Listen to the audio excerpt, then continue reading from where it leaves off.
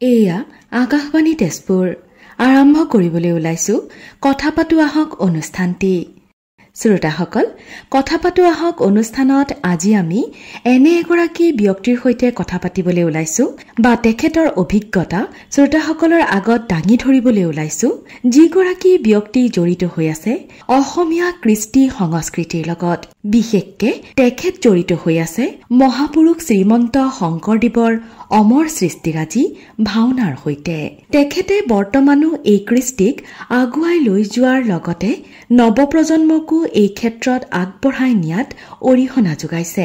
শ্ৰোতাসকল, তেখেত হৈছে জামুগুৰিহাটৰ বৰভগীয়াৰ মনজ্যোতি হাজৰিকা। তেখেতে আজি তেখেতৰ অভিজ্ঞতাৰ বিষয়ে শ্ৰোতাসকলৰ আগত ব্যক্ত কৰিব।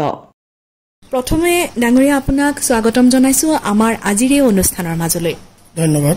আমি আমাৰ শ্ৰোতাসকলক এক আভাস দিছো আজি আমাৰ অনুষ্ঠানৰ বিষয়ে। মহাপুৰুষ জনাৰ যি এক অমৰ সৃষ্টিৰাজি, তাৰ ভিতৰত অন্যতম হৈছে ভাওনা। এই সৃষ্টিৰাজিক আপুনি আগুৱাই লৈ গৈছে, বৰ্তমানো আপুনি ইয়াৰ সৈতে জড়িত, নৱপ্ৰজন্মকো আপুনি এই ক্ষেত্ৰত আগুৱাই নিয়াত অৰিহণা যোগাইছে। প্ৰথমে আপোনাৰ বিষয়ে আমি জানিব বিচাৰিম, তাৰ পাছত আমি আপোনাৰ পৰা আপোনাৰ অভিজ্ঞতাৰ বিষয়ে কথা পাতিম।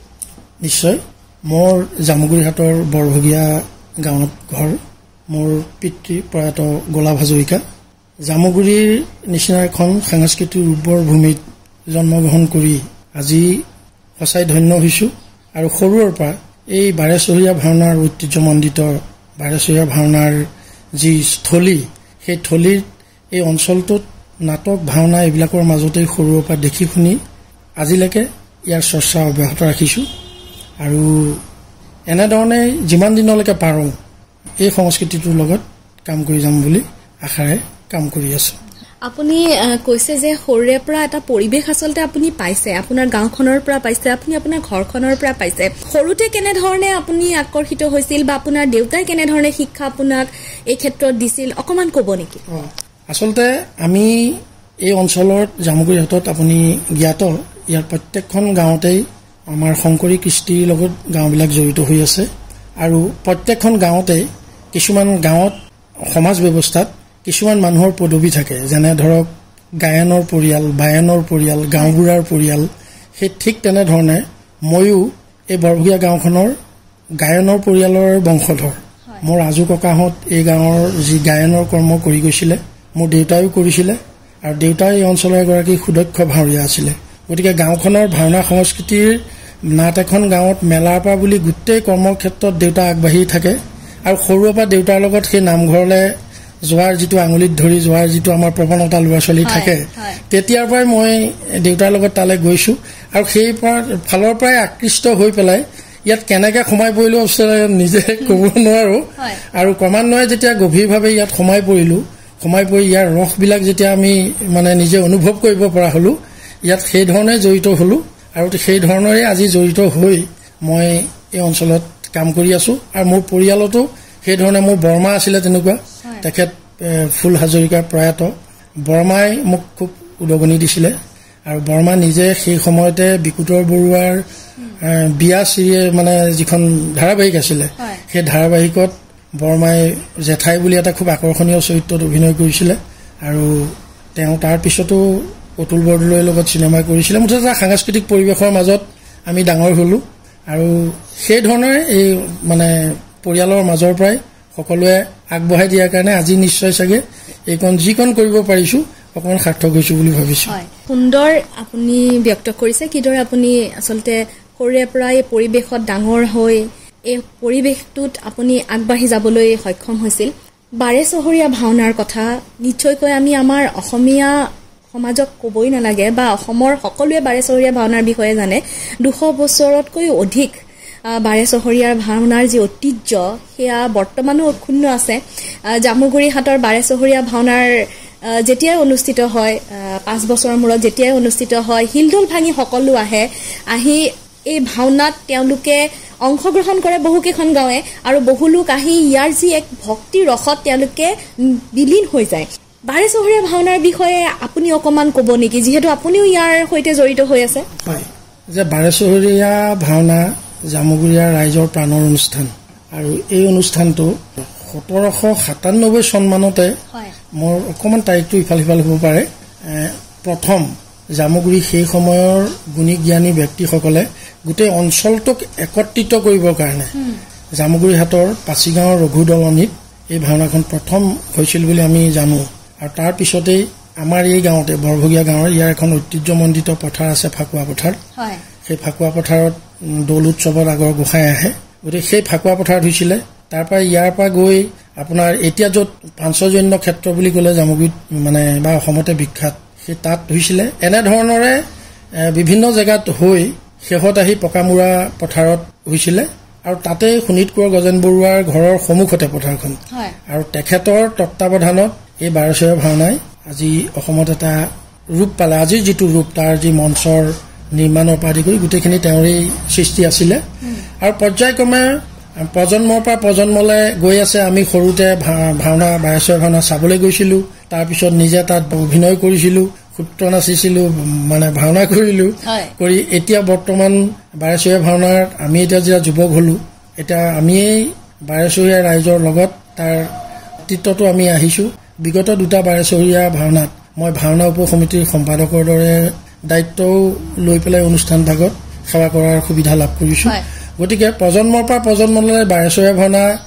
জামুগীয়া ৰাইজৰ প্ৰাণত জীয়াই থাকিব আৰু আমিও গোটেই অঞ্চলৰ যুৱকসকল আজি নৱপ্ৰজন্মৰ পৰা আমাৰ অগ্ৰজসকললৈকে সকলোৱে তাক নিজৰ অন্তৰৰ অনুষ্ঠান হিচাপে আজিলৈকে আমি কৰি আহিছোঁ 12 ভাওনাৰ আৰু এক বৈশিষ্ট্য আছে যে শ্ৰীমন্ত শংকৰদেৱৰ যি অমৰ সৃষ্টিৰাজি আছিল সেয়া 21খন খলাত মঞ্চস্থ হৈ থাকে প্ৰতিখন গাঁও আচলতে জড়িত হৈ থাকে নহয় জানো তাত এই সন্দৰ্ভত অকণ ক'ব নেকি কাৰণ এনে ধৰণৰ ভাওনা কিন্তু অসমীয়া যি সমাজ ব্যৱস্থা আছে বা অসমীয়া ঐতিহ্য আছে তাত কিন্তু আজিলৈকে এনে ধৰণৰ ব্যৱস্থা দেখিবলৈ পোৱা হোৱা নাই বা হয়তো ভৱিষ্যতলৈও নহ'ব আৰু পৰ্যটক আহে বাহিৰৰ পৰা বহু পৰ্যটক আহে তেওঁলোকে গৱেষণা কৰিবলৈও কিন্তু আহে 12 ভাওনাৰ ওপৰত তাৰমানে 12 ভাওনাৰ যি মঞ্চৰ যি নিৰ্মাণ শৈলী সেই শৈলীটো চক্ৰাকাৰ পদুম ফুলৰ পাতৰ মানে আৰ্হিত হয় আৰু তাত 21খন খলা হয় 21খন খলাত আমি ভাওনা কৰিবলগীয়া হয় আৰু সেই 21খন খলাত এতিয়ালৈকে আমাৰ ৰামায়ণ মহাভাৰত অংকীয়া আৰু পুৰাণ এই 4বিধ গ্ৰন্থৰ ওপৰত যিবিলাক কাহিনী আছে তাৰ ওপৰতে কৰি অহা হৈছে আৰু ভাওনা সংস্কৃতিটোৰ যিটো একেবাৰে পূৰ্বৰ পৰম্পৰা সেই পৰম্পৰাবিলাক সম্পূৰ্ণৰূপে ইয়াত কোনো মানে কৃত্ৰিম ধৰণৰ কোনো হেৰি নকৰাকে আজিলৈকে ইয়াত সেই ধৰণে আমি কৰি আহিছোঁ আৰু সেইকাৰণে নিশ্চয় আকৰ্ষণীয় হৈ আহিছে আৰু ইয়াত শেহতীয়াকৈ আৰু মানে এটা গুৰুত্বপূৰ্ণ বিষয় যে আমাৰ ধৰ্মীয় সমাজ বহুত আছে ধৰক শ্ৰীমন্ত শংকৰদেৱ সংঘ নাম ধৰ্ম সমাজ বৈদিক সমাজ পৰা আদি কৰি বিভিন্ন আমাৰ 12 ভাওনাত এটাইবোৰ ধৰ্মীয় সংগঠনে নিজৰ নীতি আদৰ্শক বিসৰ্জন দি সেই নিৰ্দিষ্ট মানে 12 নীতি আদৰ্শক গ্ৰহণ কৰি সেই 4 দিনত সকলোৱে মিলি ভাওনা পাতে আৰু গতিকে সেই ধৰণেৰে আজি চলি আহিছে আৰু আমাৰ সমষ্টিৰ যিগৰাকী বিধায়কৰ তৎপৰতাতে যোৱা 12 নৱপ্ৰজন্মৰ দ্বাৰা গোটেই 21খন খলাত মানে গায়ন বায়ন যোৰাটো কৰিছে বা তেখেতৰ তত্বাৱধানতেই আজি 12 সেই মাটিখিনি আগৰ ব্যক্তিগত মানুহৰ মাটি আছিলে গতিকে সেই মাটিখিনিও এতিয়া চৰকাৰে 12 কমিটিক চৰকাৰে লৈ দিলে এতিয়া 12 নিজা মাটি হ'ল গতিকে 12 ভাওনা ক্ৰমান্বয়ে এতিয়া নিজৰ সম্পত্তি যেতিয়া হ'ল আৰু সুন্দৰকৈ ভৱিষ্যতৰ দিনত আৰু ভালকৈ হ'ব বুলি আমি আশাবাদী হয় আচলতে মহাপুৰুষ জনাই যি এক সপোন দেখিছিলে তেওঁ যি এক উদ্দেশ্য লৈ অসমীয়া লোকসকলক একত্ৰিত কৰাৰ বাবে ভাওনাৰ যি প্ৰচলন কৰিছিল সেয়া আচলতে বৰ্তমানো অক্ষুণ্ণ হৈ আছে 12 ভাওনাৰ ৰূপত আৰু সেয়া অক্ষুণ্ণ কৰি ৰাখিছে আপোনালোকৰ দৰে বহু লোক আছে তাৰ সৈতে জড়িত আৰু সেইবাবে আজিও জামুগুৰি হাটৰ 12 ভাওনাৰ যি ঐতিহ্য সেয়া সকলোৰে মুখে মুখে সুন্দৰভাৱে আপুনি আপোনাৰ অভিজ্ঞতাৰ কথা কৈছে এইখিনিতে আপোনাৰ পৰা জানিব বিচাৰিছো নৱপ্ৰজন্মৰ কথা যিহেতু আপুনি উল্লেখ কৰিছে বৰ্তমান বহু ক্ষেত্ৰত দেখা যায় যে নৱপ্ৰজন্মই কিন্তু আমাৰ এই যে কৃষ্টি যি সংস্কৃতি আছে বহুতে পাহৰি পেলাইছে আৰু তাৰ মাজত বহুত আছে যে উতপ্ৰোতভাৱে জড়িত হৈ আছে এই ক্ষেত্ৰত আপুনি কি ক'ব আচলতে গোটেই বিষয়টোৰ মূল কথাটো হৈছে আমাৰ পৰিৱেশ যে আমি এতিয়া গাঁৱত আমি ভাওনা কৰিছো বা আমাৰ যি চিন্তাধাৰা আমি দেখিছো নৱপ্ৰজন্মক আগুৱাই নিবৰ কাৰণে প্ৰথম কথা হৈছে আমি পৰিৱেশটো প্ৰথম দিব পাৰিব লাগিব এতিয়া পৰিৱেশটো আমি যিবিলাক ল'ৰা ছোৱালীক খুব সৰুৰ পৰা মাক দেউতাকে আমাৰ লোককলাবিলাকৰ লগত জড়িত কৰিছে তেওঁলোকে সেই ধাৰাটো ধুনীয়াকৈ ৰক্ষা কৰি চলিছে কাৰণে আজি নৱপ্ৰজন্মৰ মাজতো ভাওনাটো এতিয়া চলি আছে এতিয়া আপুনি যদি সৰুৰ পৰা আমি পৰিৱেশ এটা দিব নোৱাৰি আমাৰ গুৰুজনাৰ সৃষ্টিৰাজিক যদি ল'ৰা ছোৱালীক আমি মানে তেওঁলোকক জ্ঞান আমি দিব নোৱাৰো আমি এটা বয়সৰ পিছত তেওঁলোকক আমি টানি আজিও কেতিয়াও ইয়ালৈ আনিব নোৱাৰো কাৰণ কিয় তেওঁলোক এই পৰিৱেশটোৰ লগত নাথাকোতে ইয়াৰ মূল তাৰ ৰসটো তেওঁলোকে পান কৰিবলৈ নিশিকিলে গতিকে এতিয়া কিন্তু আমি খুব আশাবাদী আৰু আমি দেখিছো যে আজিৰ প্ৰজন্মই বা আজিৰ অভিভাৱকসকলে কৰণীয়টো আটাইতকৈ ডাঙৰ কামটো কৰিছে কি যে তেওঁলোকক খুব সুন্দৰভাৱে আগুৱাই নিছে এতিয়া বিভিন্ন সত্ৰীয়া সংস্কৃতিৰ বহুত ধৰণৰ স্কুল হৈছে বহুতে তাত ল'ৰা ছোৱালীক সত্ৰীয়া বা ভাওনা সংস্কৃতিৰ ওপৰত তাত তেওঁলোকক শিক্ষা দিবলৈ আগুৱাই নিছে গতিকে এতিয়া নতুন প্ৰজন্মই তাক সুন্দৰভাৱে এই সৰুতেই যে বস্তুটোৰ প্ৰতি তাৰ ৰসটো যেতিয়া তেওঁলোকে অনুভৱ কৰিব পাৰিছে এতিয়া সুন্দৰভাৱে লৈ গৈছে আৰু আমাৰ জামুগুৰি হাটত আমি যিটো দেখিছো যে এতিয়া যেতিয়া আধুনিকৰ প্ৰভাৱ তাত পৰিবই কাৰণ আমি তাৰ কাৰণে এটা যুগত আপোনাৰ ধৰক মেণ্টেল লাইটৰ পোহৰত ভাওনা হৈছিলে আজি লাইটৰ চমক আহিছে গতিকে সেইখিনি যিখিনি গ্ৰহণযোগ্যতাটো আছে সেই গ্ৰহণযোগ্যতাটো লৈ ৰাইজে তাক আগুৱাই লৈ গৈ আছে বা ড্ৰেছ পাতিৰ পৰা আদিকালি চিৰিয়েলবিলাক বহুত ওলাল টিভিত তাৰ আৰ্হিৰো কিছুমান ড্ৰেছ পাতি লৈও আজিকালি সেই ধৰণৰ পোচাক বনায়ো আজি ভাওনাত ব্যৱহাৰ কৰিছে কিন্তু ৰাইজে গ্ৰহণ কৰাখিনিক সুন্দৰভাৱে আগুৱাই লৈ যোৱাত নৱপ্ৰজন্মই যথেষ্ট আমাৰ এই অঞ্চলত মানে কাম কৰি আছে আৰু আমাৰ পিছৰ চামৰ আজি জামুগুৰি মানে এই ভাওনা সংস্কৃতিটোত তেওঁলোকে ওতঃপ্ৰোতভাৱে জড়িত হৈ থকাৰ কাৰণে এতিয়া আমি মানে ভৱিষ্যতত আৰু সুন্দৰকৈ এই অনুষ্ঠানবিলাক চলাই নিব পাৰিম বুলি আমি কিন্তু আশা কৰিব পাৰোঁ ভাওনাৰ কথা যিহেতু আমি কৈ আছো আপুনি যদি অকমান সংলাপ যি আপোনাৰ মনত আছে কোনোবা এখন নাটৰ সংলাপ যদি আপুনি আমাৰ শ্ৰোতাসকলক শুনাব বিচাৰে এইখিনি মই ভাওনা ৰীতি আপুৰুগীয়া সুৰ প্ৰেমাৱলী বা তাক জেগাই জেগাই পাহাৰী পৰাই বুলি কয় সেইটো অকণমান মই গাই দিছো শুনা ৰায়ন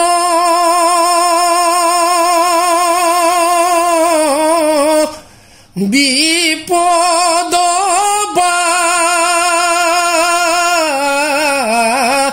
বাৰণ বোলো বাণী সহই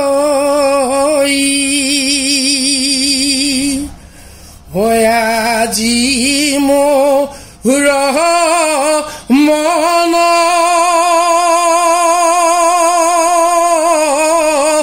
ৰোৱে ঘনে ঘন পাণ্ডৱ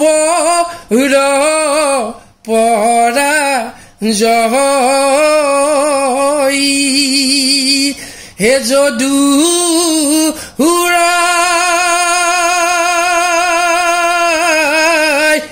কহিও বুজাই ইমান সুন্দৰ উপস্থাপন আৰু মহাপুৰুষজনাৰ যি সৃষ্টিৰাজি আপুনি ইমান সুন্দৰভাৱে আপুনি শুনাইছে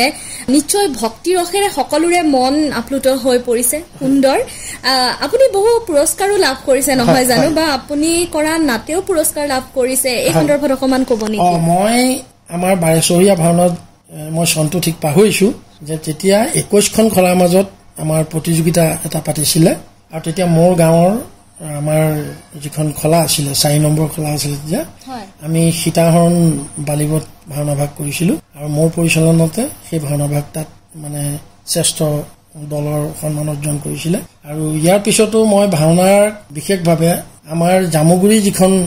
বেংগলী সম্প্ৰদায়ৰ যিখিনি আমাৰ মানুহ জামুগুৰি চেণ্টাৰত আছে এই তেখেতসকলে ইয়াত 3 বছৰ পূজাৰ সময়ত তেওঁলোকে ভাওনা কৰিছিলে আৰু মই প্ৰথম বছৰ অলপ মানে তেওঁলোকৰ লগত জড়িতহে আছিলো আৰু 2টা বছৰ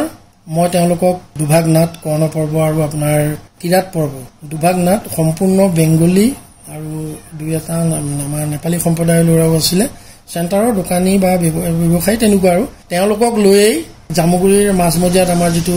জামুগুৰি মূল নাট্য অনুষ্ঠান বাপুজী ভৱন নাট্য তাৰ প্ৰাংগণত মই তেওঁলোকক লৈ মানে ভাওনা কৰাইছিলো গতিকে এইটো এটা মোৰ মানে জীৱনৰ এটা খুব ভাল এটা স্মৰণীয় মুহূৰ্ত যে তেনেকুৱা মানুহক লৈও মই কিবা এটা কৰিবলৈ অকণমান চেষ্টা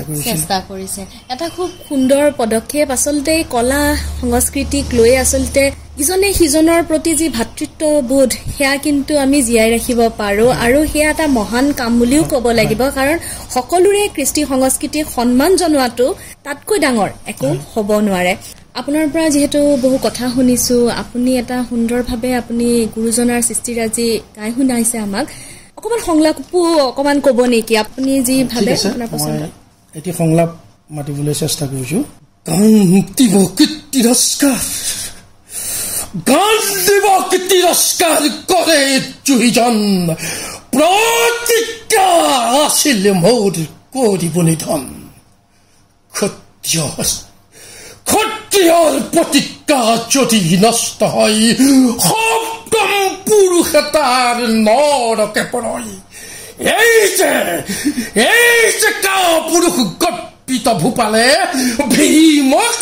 গান্ধী ধনু দিতে মতকলে ইয়াতেকে প্ৰতিজ্ঞা মৰি ৰাখি আনি যদ শিৰচ্ছেদ কৰবই এই পাপিষ্ঠত শুন কাপুৰুষ তই অপুথি ৰাজন গান্ধীবক নিন্দা তই কৰ কি কাৰণ প্ৰতিজ্ঞা মই ধনু নিন্দিবাক শিৰচ্ছেদ কৰবই তোক পাপিষ্ঠক সুন্দৰ হৈছে খুব এই ক'ব নেকি কোৰ সংলাপ আছিলে এইটো আচলতে যেতিয়া মানে সংসদৰণৰ পৰা অৰ্জুন আহি পেলাই দেখে যে যুধিষ্ঠিৰক বন্দী কৰি কৰ্ণই নানা ধৰণৰ অত্যাচাৰ কৰি এৰি দিয়ে আৰু ক্ষত বিক্ষত শৰীৰৰে মানে তেওঁ যেতিয়া নিজৰ শিবিৰত তেতিয়া তাৰমানে কৃষ্ণ অৰ্জুন যেতিয়া আহি পেলাই যেতিয়া যে পাণ্ডৱ শিবিৰটো একদম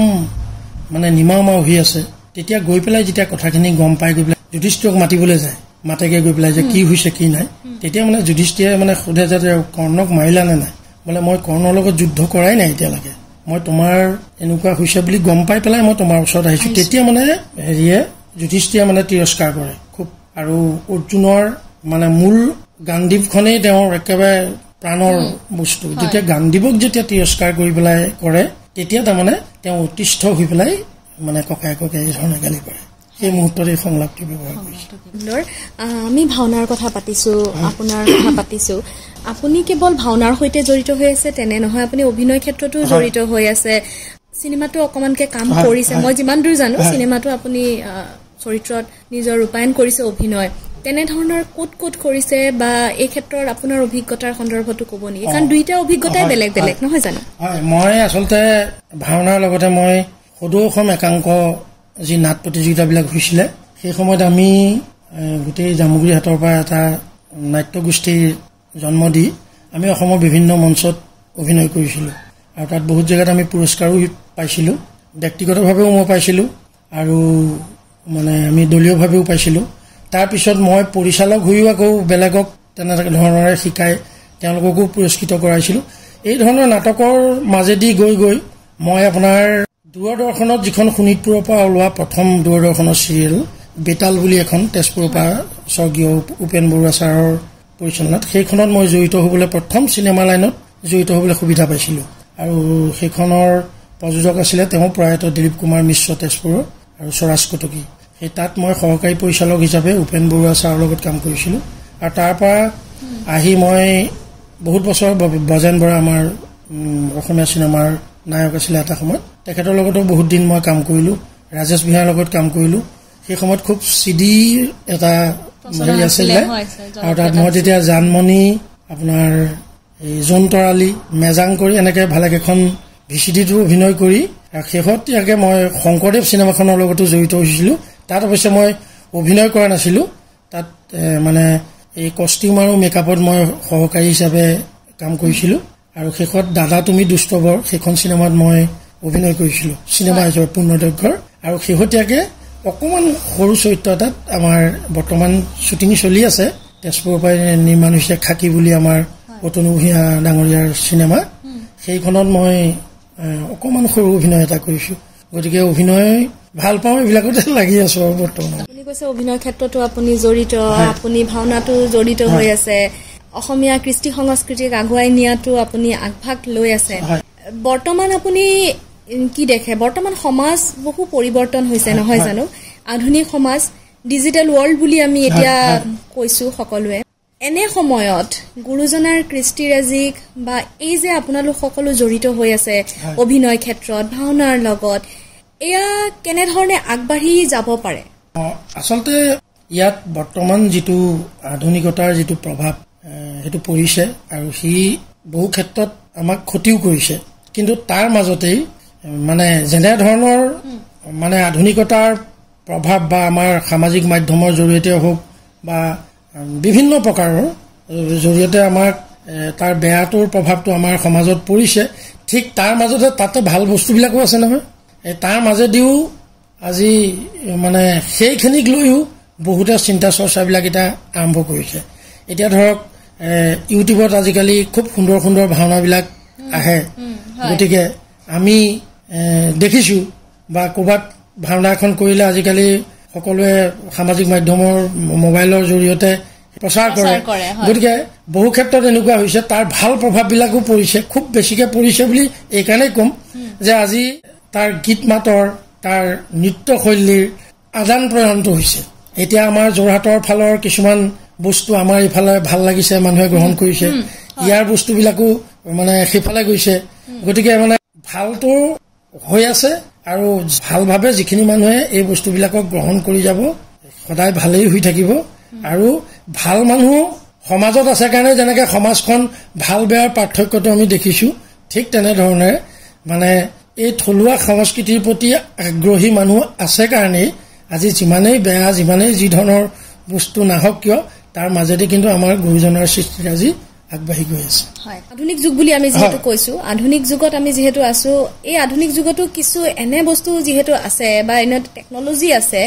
যাৰ জৰিয়তে আমি আমাৰ এই কৃষ্টি সংস্কৃতিক কিন্তু আগুৱাই লৈ যাব পাৰো। 12 চহৰীয়া ভাওনা ইয়াত অনুষ্ঠিত হৈছে, কিন্তু এতিয়া হয়তো মোবাইলৰ জৰিয়তে, ৰিলছৰ জৰিয়তে, ইউটিউবৰ জৰিয়তে কিন্তু বিদেশত থকা লোকসকলেও ধুনীয়াকে উপভোগ কৰি আছে নহয় জানো? তেওঁলোকেও চাব পাৰিছে বা গুৰুজনাৰ কৃষ্টিৰাজি তেওঁ স্মৰণ কৰিব পাৰিছে নহয়? এই ক্ষেত্ৰত আৰু পদক্ষেপ ল'ব পাৰি নেকি কিবা? মানুহখিনিয়ে আমাৰ কি হৈছে, এইবিলাক যেতিয়া মুখ বাগৰি অহা আমাৰ লোককলা, গতিকে এই লোককলাখিনিক নিজৰ নিজৰ অঞ্চলত, এতিয়া আমি জামুগুৰি অঞ্চলত কোনোবাই কৰি আছো, কোনোবাই তেজপুৰত কৰি আছে, কোনোবাই নগাঁৱত কৰি আছে, কোনোবাই আপাৰ আছামত কৰি আছে। আচলতে এই মানুহখিনিৰ মাজত কোনো মানে এই বস্তুখিনিক সুন্দৰকে নিজৰ নিজৰ জেগাত চবেই কৰি আছে, কিন্তু সামগ্ৰিক অসমৰ মানে প্ৰেক্ষাপটত ইয়াক আগুৱাই নিব পৰাকে তেনেকুৱা কোনো সংগঠন বা তেনেকুৱা কোনো ধৰণৰ মানে মানুহখিনি আগবাঢ়ি অহা নাই একত্ৰিত হ'বলৈ। গতিকে সেইকাৰণেহে আমি বহুত পিছুৱাই আছো। এতিয়া মানে এনেকুৱা হৈছে আমাৰ যে আমাৰ এই অঞ্চলত চলা বস্তুটোক এতিয়া কোনোবাই তেওঁলোকৰ অঞ্চলত গ্ৰহণ কৰা নাই, ভুল বুলি কৈছে, তেওঁলোকে কৰাখিনি আমি ভুল বুলি কৈছো। গতিকে ইয়াৰ মানে সঠিক ৰাস্তাটোৰ কাষে বাৰে আমি চব আছো, কিন্তু ৰাস্তাটো এটা দিশ নিৰ্ণয় কৰি পেলাই লৈ যাবৰ কাৰণে কোনো ব্যৱস্থা এতিয়ালৈকে কোনো মানে সাংস্কৃতিক সংগঠনে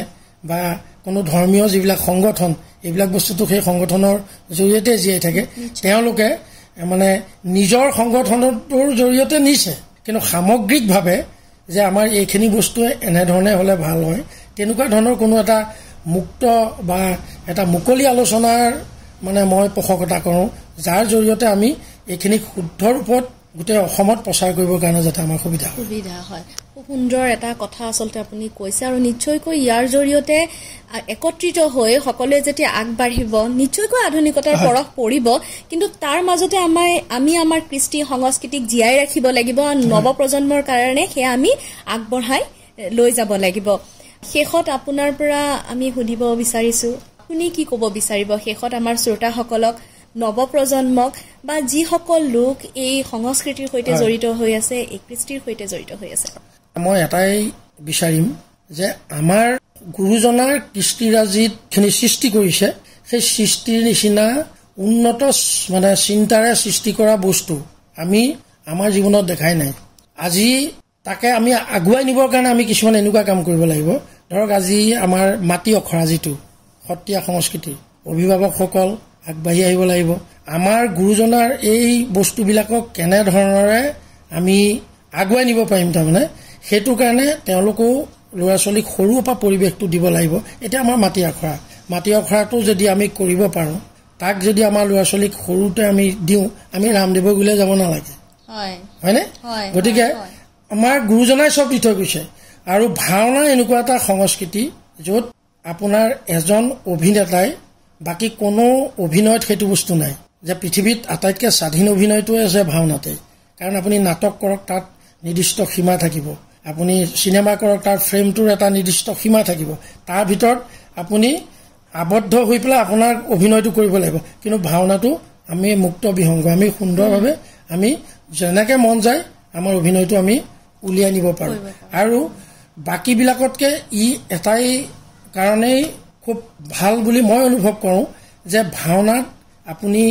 গায়কো হ'ব লাগিব, নৰ্তকো হ'ব লাগিব, অভিনেতাও হ'ব লাগিব।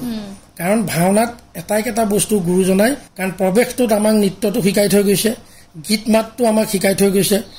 আমাক অভিনয়টো অভিনয় আছে। আজি নাটকত অভিনয় কৰিছে, কোনোবাই বাহিৰত গাই দিছে, তেওঁ লিপটো মিলাইছে। কিন্তু ভাওনাটো এনেকুৱা এটা বস্তু যে ই শিকিবৰ কাৰণে আমি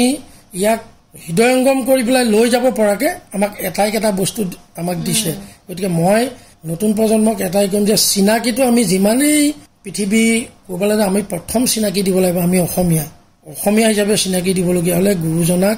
বাদ দি আমি একো চিন্তাই কৰিব নোৱাৰোঁ। গতিকে গুৰুজনাৰ আদৰ্শক অভিভাৱকসকলকো মই অনুৰোধ জনাইছোঁ, বা আমাৰ যি ভাওনাৰ প্ৰতি বৰ্তমান যিসকল লাগি আছে তেওঁলোককো আমি অনুৰোধ কৰিম যাতে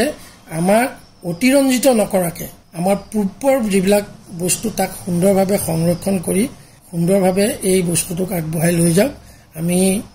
তেতিয়াহে আমাৰ গুৰুজনাৰ সৃষ্টিৰাজিৰ সঠিক কিবা এটা আমি দিব পাৰিছোঁ বুলি আমি ভাবিম। গতিকে মই সেইখিনি অনুৰোধ জনাইছোঁ, সকলো আহক আমি গুৰুজনাক সৃষ্টিৰাজিক বিভিন্ন প্ৰকাৰে আমি আগবঢ়াই নিলেহে জাতি হিচাপে আমি অসমীয়া পৃথিৱীত জীয়াই থাকিম। খুব সুন্দৰ কথা, আৰু অশেষ ধন্যবাদ জনাইছো আপোনাক। আপুনি আপোনাৰ অভিজ্ঞতাৰে যি কথা আজি ব্যক্ত কৰিছে, গুৰুজনাৰ সৃষ্টিৰাজিক কেনেধৰণে আমি আগবঢ়াই লৈ যাব পাৰোঁ, সেয়া আপুনি নিজৰ অভিজ্ঞতাৰে এক ব্যক্ত কৰি আমাৰ শ্ৰোতাসকলক জনাইছে। নিশ্চয়কৈ ইয়াৰ জৰিয়তে তেওঁলোকো উপকৃত হ'ব। আৰু অশেষ ধন্যবাদ আজি আপুনি আমাৰ এই অনুষ্ঠানত অংশগ্ৰহণ কৰাৰ বাবে। ধন্যবাদ। আৰু আপোনালোকেও এনেধৰণে শিল্পীসকলক এই আকাশবাণীৰ যোগেদি আমাৰ নিচিনা আমাতকৈ বহুত অভিজ্ঞ শিল্পী সমাজখনত সিঁচৰিত হৈ আছে, যাৰ প্ৰচাৰৰ ক্ষেত্ৰত বা প্ৰসাৰৰ ক্ষেত্ৰত কোনো আগবাঢ়ি নোহোৱাৰ কাৰণে তেওঁলোকক সঠিকভাৱে মূল্যায়ন কৰিব পৰা নাই সমাজত। আকাশবাণীৰ যি এই চেষ্টা সঁচাকৈ শলাগ ল'বলগীয়া, আৰু ভৱিষ্যতে আপোনালোকৰ জৰিয়তে বহুত আমাতকৈ জনা বুজা বহুত শিল্পীয়ে অসমত প্ৰচাৰ হ'ব বুলি আমি আশাবাদী। ধন্যবাদ জনাইছোঁ আপোনাক। শ্ৰোতাই ইমান পৰে কথা পাতো আহক অনুষ্ঠানটি শুনিলে। আজি এই অনুষ্ঠানত থলিতে বাণীবন্ধন কৰা শিল্পী মনজ্যোতি হাজৰিকাৰ ভাওনাৰ ক্ষেত্ৰত, অভিনয়ৰ ক্ষেত্ৰত যি অভিজ্ঞতা, সেয়া আপোনালোকৰ কাষলৈ অনাৰ চেষ্টা কৰিলো। অনুষ্ঠানটি আঁতৰি সম্পাদনা কৰিলে ৰূপলী বৰাই, প্ৰযোজনা অনুষ্ঠান মুৰব্বী ৰূপান্ত কুমাৰ দাসৰ।